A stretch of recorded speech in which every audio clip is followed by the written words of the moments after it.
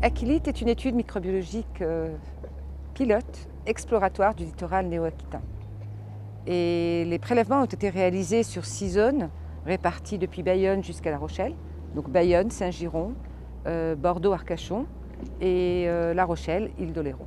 Et puis nous avons prévu de faire des prélèvements qui ont été faits depuis 2 ans et demi maintenant sur le littoral, donc les fonds marins jusqu'aux eaux de baignade, en passant par le sable et les animaux d'élevage qui sont autour du littoral. Il y a 3 volets dans le projet, donc 3 résultats attendus, 3 grands résultats attendus. Le premier volet, c'est un volet de cartographie de la biodiversité microbienne du littoral.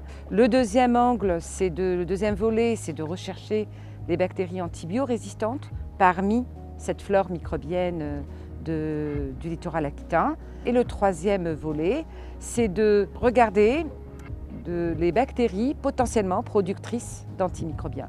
Et donc dans le but de valoriser, les industriels le feront, mais de valoriser ces bactéries pour essayer de participer au combat contre l'antibiorésistance.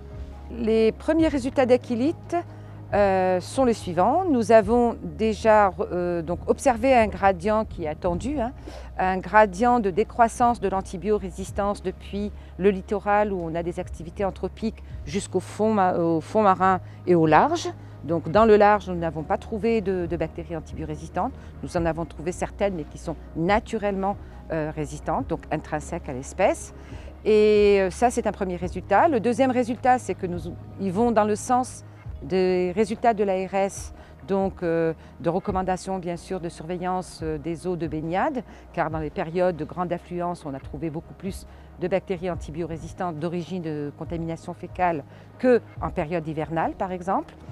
Les résultats innovants, c'est que dans des espèces de bactéries qui sont endogènes à la flore de la mer, nous avons retrouvé de l'antibiorésistance. Reste à savoir maintenant, et c'est le travail des prochains mois, si cette antibiorésistance a été acquise, donc transmise lors de brassage avec les bactéries d'origine fécale, ou si c'est une émergence de novo par suite à des expositions de ces dernières ou à des résidus d'antimicrobiens, des pressions de sélection diverses et variées dans les eaux marines.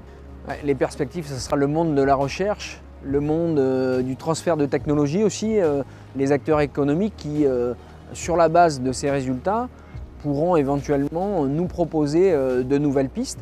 Mais c'est aussi en matière sanitaire, peut-être à la lumière de ce qu'on aura trouvé, faire évoluer nos pratiques en matière de recherche dans la qualité de l'eau. Peut-être que ce qu'autrefois on n'avait pas l'habitude de trouver parce qu'on ne le cherchait pas, eh bien au regard de cette étude, on pourra s'intéresser à un certain nombre de choses supplémentaires et donc en plus de ce qu'on fait maintenant.